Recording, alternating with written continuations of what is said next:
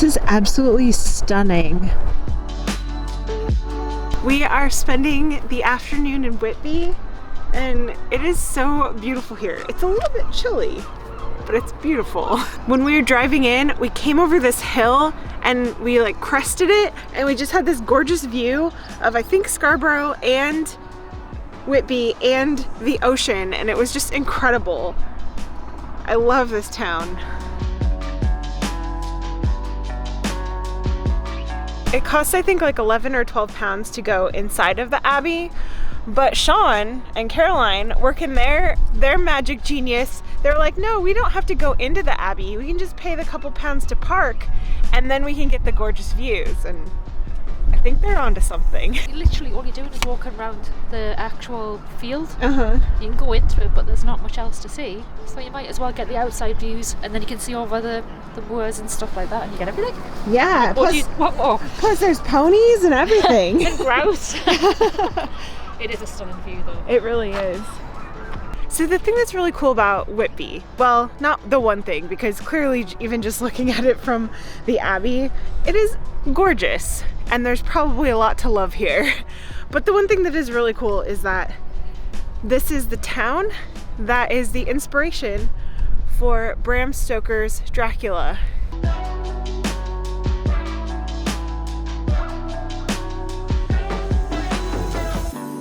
In the Dracula novel, Dracula, his shipwrecks, and he comes up to a cemetery in abandoned ruins of an abbey.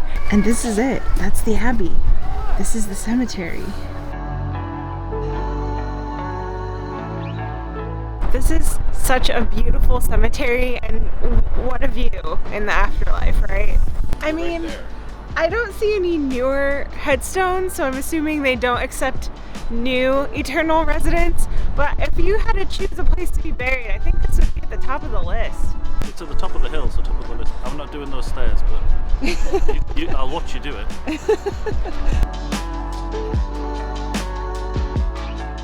I think after climbing Yorkminster, we can handle any amount of stairs now. Yeah, that wasn't so bad. We're gonna head down there into the actual city center next. But like most places in England so far, I'm not ready to leave. It's just one of the most beautiful views we've seen yet, and I love it. I definitely want to come back to Whitby. So if you have any Whitby suggestions, please leave us a comment and let us know, because we're gonna need them. We're gonna have to spend more time here in the future. But the best part about having to leave again is that we get to go back by the ponies. I mean, is there a more gorgeous view than this? Cute ponies, gorgeous city.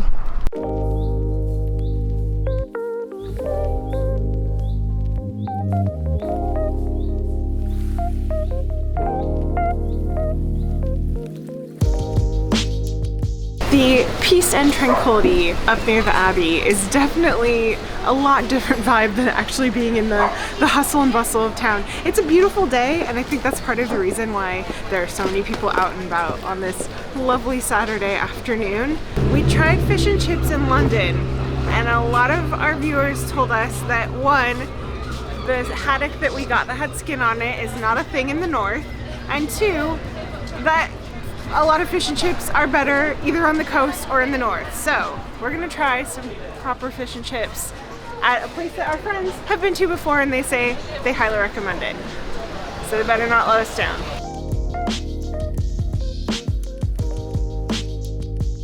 This is the cod fish and chip dinner with mushy peas and a side of the Irish curry. This is a small order of scampi. This is like a kid's version of scampi and fries. And we also have a piece of bread from a local bakery. I just tried the Irish curry. That's nice. It's a nice curry. Whoa. Little heat on the back end there. Okay. So this is called scraps. Scraps in Whitby. Further up north it's battered. Okay. Oh, that's nice. Yum. Curry's, yeah, that's good, huh? The curry sauce is something we would never do in America, and that's a shame because it's delicious. We're in Whitby, so we're trying some proper scampi. I don't know if it's normally this small or if it's because, okay, exactly how it should be, I guess. Wasn't sure because we ordered a toddler version. Oh, that is really good. It is, I would say, succulent is like the best way I can describe it, and like nice and crunchy on the outside. It's good. It's just like a nice little crunchy seafood bite. Seafood nugget or something. I don't know, but it's tasty. I guess we should try the main attraction, right? Because you did just open everything. Seems very crunchy. The fish looks very flaky. It's good. It's really nice. It's flaky but firm and has a thick, crunchy breading. Yeah, I like that. How does it compare to the one we had in London and or Cornwall? This one might be my favorite one. I definitely eats the Cornwall one. Yeah, no, I think it might be my favorite.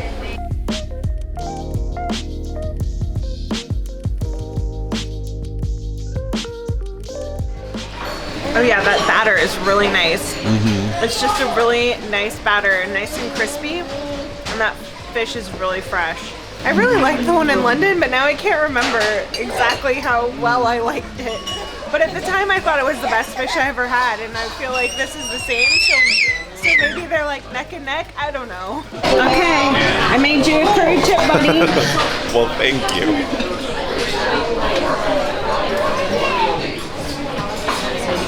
Well, I mean, I really like the curry chips, so what's bad about adding more carbs to it by putting it in bread? It's pretty good. Oh yeah, that's delicious. I could definitely see myself making that at home. How would I get that curry sauce though? It's so good. I keep learning new things I want to fill my suitcase with. And curry sauce is the latest one. We liked this place a lot. Yep. So you did okay. Yeah. You did all right. You didn't let us down. No, and it wasn't the best one either, so... Yeah, you just picked one that had a table. That was really good. It was really good, yeah. Some of the best fish and chips we've had so far. The best mushy peas. True. I also really liked the Irish curry with my fries. The weather is really nice, considering it's spring right now, but it is a little bit chilly now that the sun is starting to go down and there's a lot more shade in the streets. We've made our way to the corridor of just little arcades, little coastal arcades. And they're like, are they competing franchises here of Fun City, Fun Land? I think the last one is Pleasureland. Well, I know which one I'm going to. You can see the 199 steps we walked somewhat down. We did about 99 of them, maybe. Something, yeah. This is the first place we've seen it, I mean, I think so far in our travels, where they've charged 40p to use the bathrooms here. I ran across it in Camden, but they weren't actually turned on, so. Oh, okay. Interesting. Yeah. Right up that way is a bench that is Bram Stoker's bench. It's supposed to be the location that he looked out On the Abbey over across here. the way over to the Abbey, yeah. I think overall Whitby just has this really cool, like chill seaside town vibe to it. But I think the fact that when Bram Stoker moved here, and I think like around 1890, he knew that he was gonna write a novel about a vampire, but that this is really the place that he formulated the story. It's just really neat, and that you can just see it and the way that it happened in the book here. That makes it pretty special.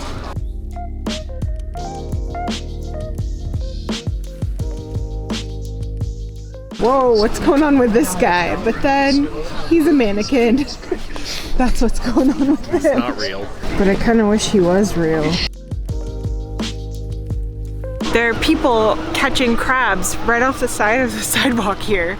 We have had such a wonderful time here in Whitby. I have loved it so much. But I think I say that about every place we go. What I appreciate about our time in England is that every single place we've been has been so different from the other places, and I've loved them all. And Whitby is no exception. I definitely want to come back and spend more time here. But thanks for coming along with us. Again, if you have any suggestions for what we should do next time, or any ice cream shops, because there were some really nice looking ice cream places, and next time we definitely have to get ice cream, so let us know where we should do that. We'll see you soon. Do you need to come to Pleasureland to Try the Jurassic Bone Blaster.